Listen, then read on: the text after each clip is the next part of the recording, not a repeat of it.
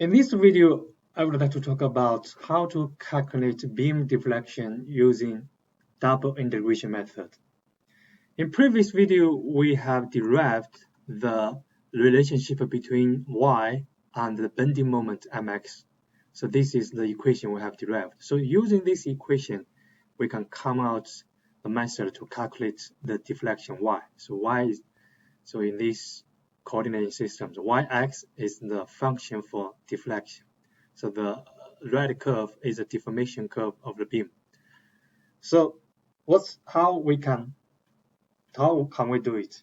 So now this is the procedure. So because this equation is a second order differential equation. So first of all, we do integration. The first integration we call first integration, because we don't want using differential equation. So first integration is, so before I do the integration, I want to move EI to left hand side. So the equation will be EI dx squared equal to mx. So if we do the first integration on both sides of this equation, now the equation will be EI dy over dx equal to 0 to x mx dx times c1. So c1 is a constant because this is the definite integration. We must have c1.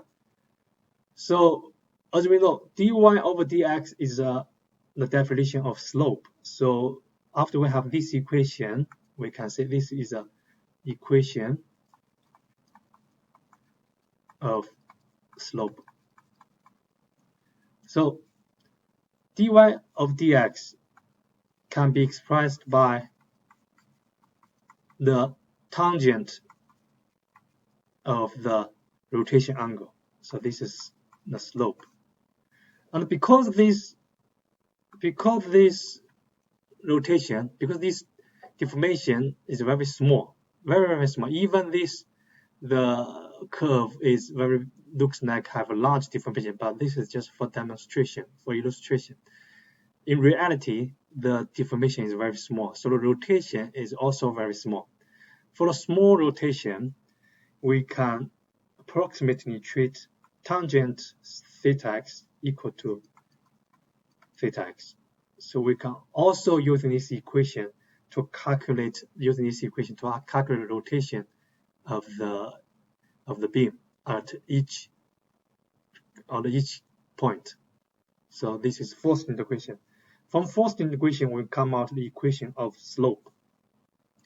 Then let's do the second integration.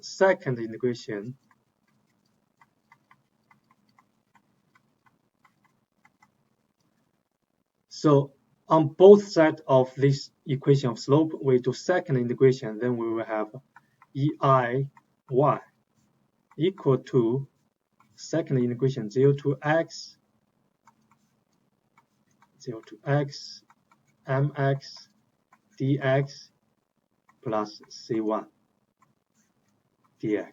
So if we open this bracket, we got 0 to x mx dx plus 0 to x c1 dx. Although this is a definite integration, so we must come out another constant. So this is the equation for the deflection.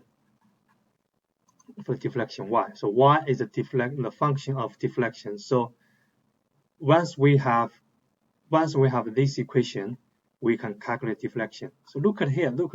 So this is c1 dx from 0 to x. So we can express this term with, we can just write again. So EY x equal to, so EIY equal to 0 to x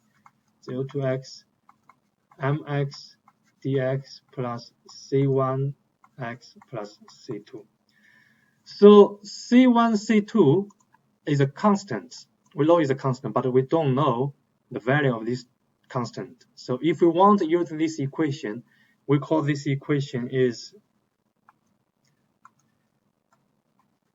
equation of deflection. So this is the equation of deflection, but this equation contains two unknown constants. So we must calculate these two unknown constants first, and then we can use this equation to calculate deflections. So how to calculate these two unknown constants? So we need to use boundary condition. So what is boundary condition? So boundary condition is a concept in the applied mathematics. So to solve the differential equation, we need to use boundary conditions. So for boundary conditions,